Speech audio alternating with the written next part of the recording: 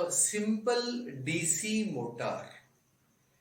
Motor is one mechanical gadget or electrical and mechanical gadget which we use in almost all equipments that we use every day. Be it a ceiling fan, be it your refrigerator, or be it your mobile, motor is everywhere. As I mentioned just now, we'll be making a DC motor. You know there are two types of currents flowing in current carrying conductor or in a circuit. One is DC, that is direct current, and one is AC, that is alternating current. Direct current means that the direction of flow of current is just one, and is alternating current, the direction of flow of current is changing every now and then. We'll be making a DC motor using cells or two cells making a battery. Now what is a motor? How does that work? It works on a principle of conversion of electrical energy into mechanical energy by using electromagnetism as the basic principle of it. What is it further? It says that if a current carrying conductor is exposed to magnetic field, then there is a force developed in that current carrying conductor. That is called as Lorentz force. We'll not go for it. We'll go for a more simpler way of explaining that. It works on principle of Fleming's left hand rule. So Fleming showed that if you use 3 fingers of your left hand, this is showing this upward direction, this is showing front direction, and this is showing exactly direction of my right side. That means all 3 are perpendicular to each other. If you stretch your fingers this way, then you imagine that this is the direction of magnetic field. Direction of magnetic field. So you know it's from north to south, there is a magnetic field. This is direction of current. So current is moving like this, from positive to negative, current is moving in this direction. If they are perpendicular like this, then this thumb is the direction of force that is induced in current carrying conductor. So we'll be having magnetic field, we'll be connecting battery to create magnetic this current, and when these two come in perpendicular to each other, the current carrying conductor experiences a force in the direction of your thumb. So that means it will start rotating or moving in this direction. If you manage to change the polarity of this current, that means if you keep changing this polarity or direction of current each time, then this can spin continuously. However, the simple motor, what we will be doing, we will not be able to change, but we'll be making make and break kind of simple arrangement in the circuit itself. So it keeps getting pushed by a magnet or magnetic field and keeps spinning continuously. It's a simple motor, very simple motor. Let us take a look. We'll do it ourselves. Let us take a look.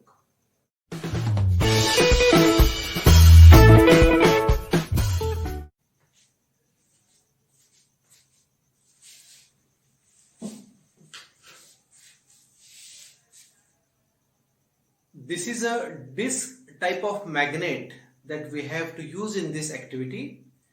We know each magnet has magnetic field around it. So it can attract any steel pieces like this because it has a magnetic field around it. Can we see that magnetic field? We cannot. But yes, we can plot that magnetic field using iron powder or iron filings. I'll be doing same. We'll take some iron filings in our fingers like this. Some quantity is taken, and I'll place this card touching its midpoint to the upper circle of this magnet. So just place it on top of it, and you start sprinkling this powder on this card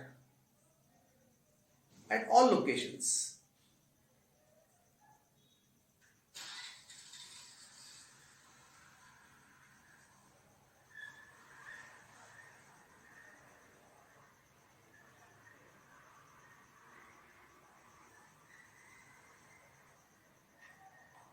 So I have done it almost.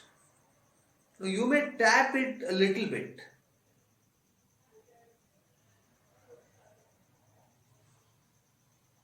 So you can find this shows these circular continuous lines. So this is nothing but lines of force of this magnet. You may, because this magnet is quite strong, it is pulling that powder into the center. You may place one more card in the middle so its magnetism can be reduced, and you can then sprinkle it. You'll get little better than this lines of force as well. But you can still take a look. I'll just remove this magnet. Oh, it is getting disturbed. Yeah. So you can still see the circular patterns which are created around this magnet. It has two poles on two sides, north and south, and from one pole to other pole these particles are running, forming continuous lines. This is formation of magnetic lines. I'll just remove this and we'll go for next activity. See, basically we have to prepare a armature, that is typically called in fields in the terms of motor, or a rotor, that means one that rotates. So for that we have this copper coil with us. Remember that you have to find out its the one end of it which is easy to take out. I'm just finding that out. Yeah. And then once you practically get that end, you can unwind this simply like this. Unwind it completely. So this copper coil is completely opened. Remember, you should be careful while doing this because it should not create the tangling of this wire. I'm just straightening that because this was made into a circle, so I need to straighten that. I'm just straightening this. Now finally I have to make a circle out of it or coil out of it. How will I do that? For this, the kit has this plastic container given inside. Actually this container is to be used just to make a coil of this copper wire. I'll just hold it in my thumb. Remember, I have kept this much of wire before I start winding, and I'll start winding it at one single place. So you have to just continue doing this as many turns as it could have. You just give these many turns. So once this wire comes almost to the other end, you have to stop.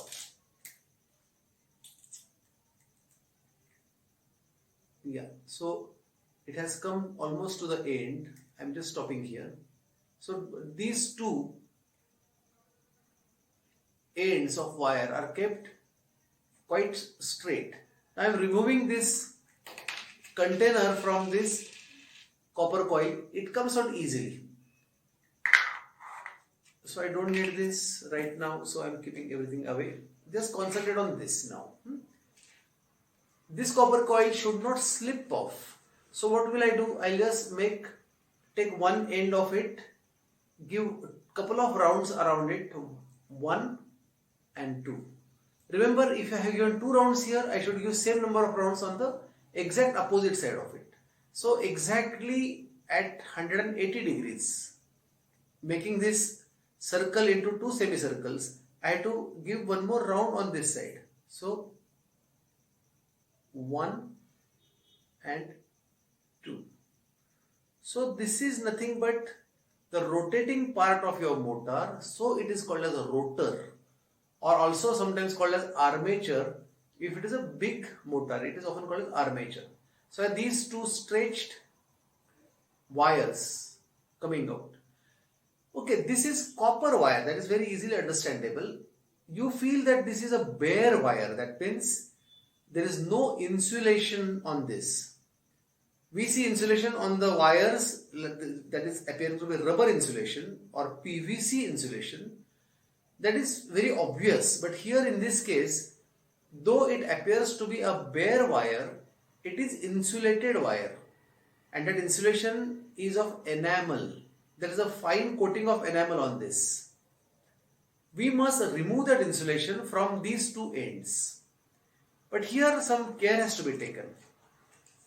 I'll be using this polish paper, holding my finger like this, and from one end out of these two, from any one end, I'll remove insulation from complete surface. So I'm just rubbing this like this.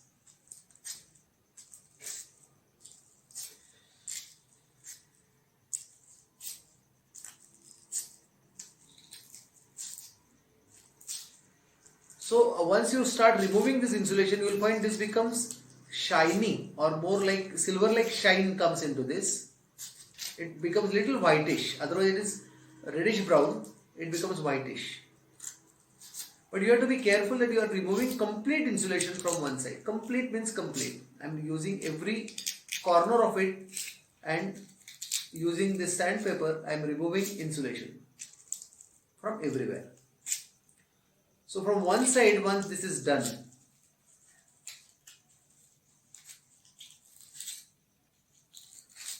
from the other side you have to be use some different method. I am about to finish the one side. See, normally here insulation remains. That's the reason I am little more careful while coming to here. So it is done almost. From the other side, what will I do? I'll just remove insulation from top. So now I'm using this only on one surface. So you can take a look. I'm just removing insulation from top and little bit from sides also.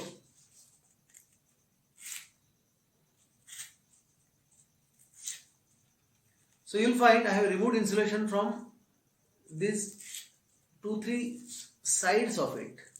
But carefully, if you look, there is insulation here still there. So this is shiny surface. This is that blackish brown surface as it is. So I removed insulation just from upper side and little bit towards these two sides as well. So one side insulation is removed from all surfaces. From other side insulation is removed from top and side surfaces. Some part is retained as it is. So this is done. So first step is done. I'll just keep this aside for a while. Then we have this plastic base, and we have these two copper multi-hole strips. Let me also do something more, because copper also has some rusting, so I'll just clean this before I actually use it for the experiment. I'm just cleaning it. Same for other. It may have rusting, so it's always better to rub polish paper on that. Okay, then I have to fix this in two such holes. I'll be fixing it quite away from each other. So first thing, this should easily be inside of the two. So I think we can use these 2 points comfortably. We'll use these nuts and bolts. First thing I'll do is I'll just remove these nuts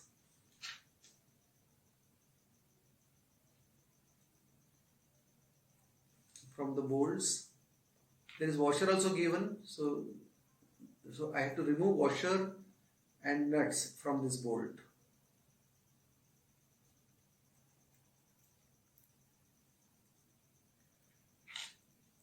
You may need a screwdriver for this activity which is not into this kit. You can even fix the bolts without screwdriver by using your fingers, but if you have screwdriver, you may use it. Also, you will need 2 cells which are double A type cells. One that is used in wall clocks is double A type cell. So we'll need 2 such cells for this experiment.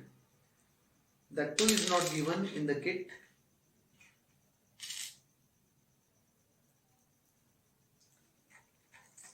I'll just do it this way.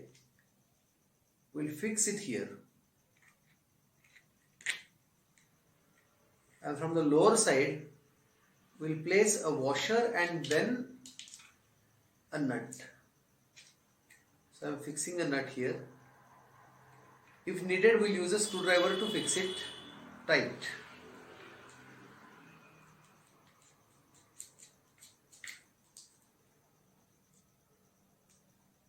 Okay, so one is done, other one. I'm passing this bolt as I did before, like this, and fixing it here.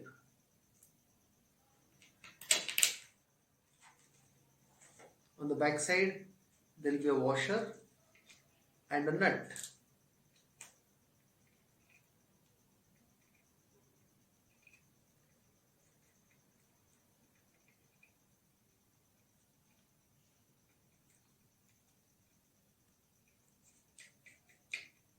You can just tighten it with your fingers also. You don't need screwdriver, but if needed, you can apply it.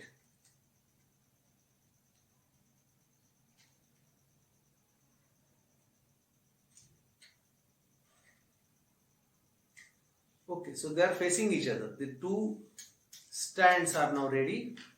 I can simply pass this through a hole on one side and through a hole on the other side.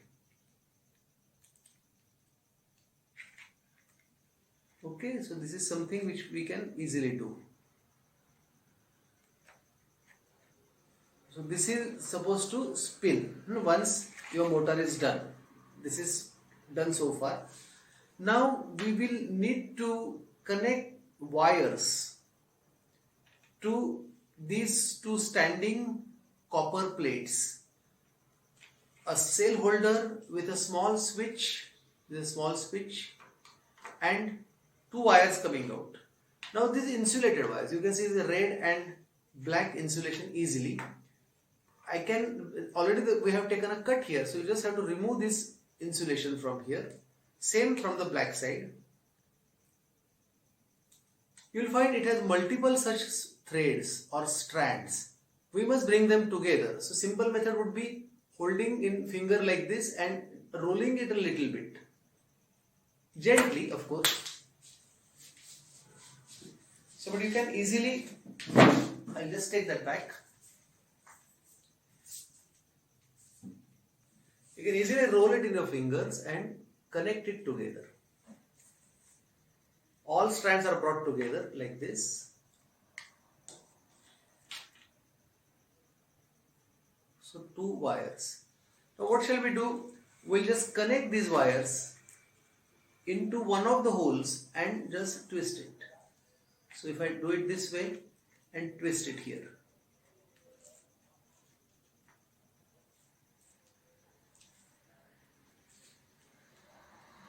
So there is a contact between wire and copper plate. Same thing I am doing on the other side.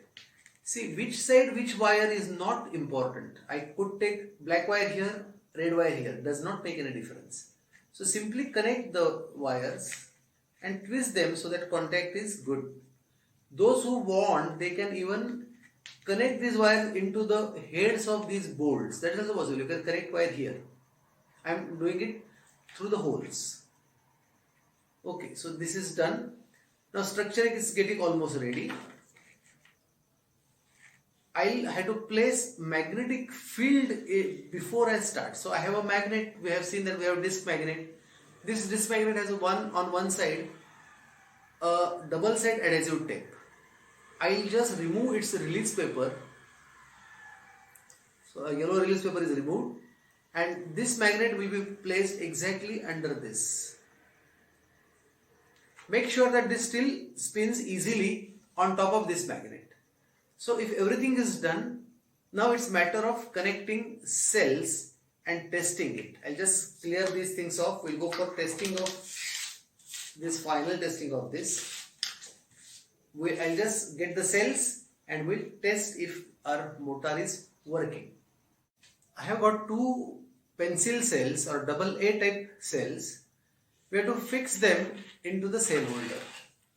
We know that this flat surface of any cell is negative side or negative terminal of this cell, which should be connected to the spring side into this cell holder. Always negative side will touch the spring and then will lock it. Done. The other one same. There is a spring here, cell with flat surface. It is done this way. Now let us come to this. Let me see if the switch is already on. So you can see it started spinning. This your motor is working. You can take a look from a closer look when I bring it to close to this camera. It is working perfectly. The current is passing through these two cells, through these copper stands, through this wire, and it becomes a magnet, and it repels, permanent magnet repels this, and it keeps spinning. You can easily find wonderful spinning of this motor. This is the principle of any motor, whether it is a small like this or a big one which comes in fans and many devices that we use.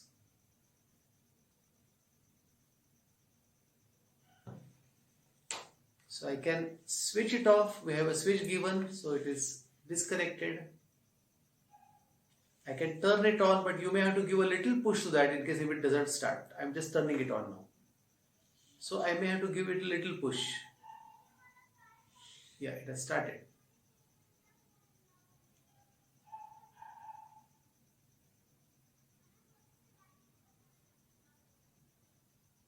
And it has picked up.